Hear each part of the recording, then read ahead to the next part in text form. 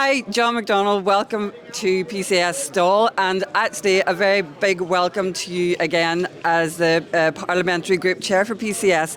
It's been 20 years, really, hasn't it, since you and others established the group. How important is that group now under a new Labour government in terms of pushing forward the campaigning aims of PCS? We established the group 20 years ago to give the union a voice in Parliament, and it's been one of the most effective trade union groups over those 20 years. And I'm glad to be back as chairing it. It's an honour, it's a privilege really. This is a key period, new government, an incoming Labour government. We've all, let's be honest, I was elated when they got elected because it was important to get rid of the Tories. We've had 14 years of austerity.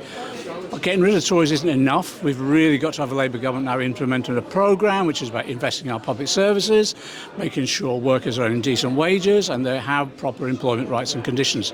That's our agenda. That's the PCS agenda. And that's what we'll be arguing for as a group. And it's a cohesive group as well. We work cross-party. We have direct access to ministers. And I always say this, we go into those meetings better briefed than the ministers themselves because our own members are the frontline staff dealing with these issues. Absolutely, and it's vitally important for us. And you just touched on it there. PCS, we're using this TUC Congress this year to call on Labour to go further with workplace rights. Where do you think we are with that, and do you think they will go further? The programme that we put forward as a union, and if you remember, PCS Parliamentary Group were helping me to produce legislation as a backbencher, and then when I was on the front bench of the Labour Party. A lot of what the Labour is saying now is based upon those proposals, but it could go further. We don't want any watering down. We want, of course, employment rights from day one, but we want those employment rights which are really strong. So, for example, sectoral collective bargaining is absolutely key right the way across the economy. For our members in particular, we've got to end this massive individual pay structures, bring it together, coordinate at the national level. We've always got to say to government at the moment as well, is that our members have had 14 years of austerity.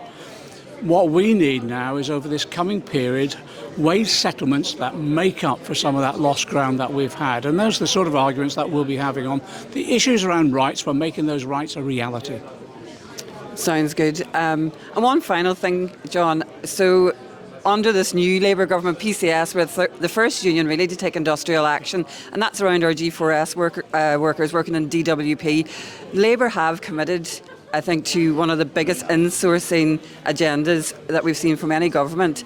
Do you think that they will stick to this, and how fast do you think they will implement this? OK, we've got to welcome that commitment, and we've got to say, now you've made that commitment, let's sit down, department by department, identify where we've seen outsourcing and the impact of it, and let's sort out a timetable department by department to bring that work back in-house.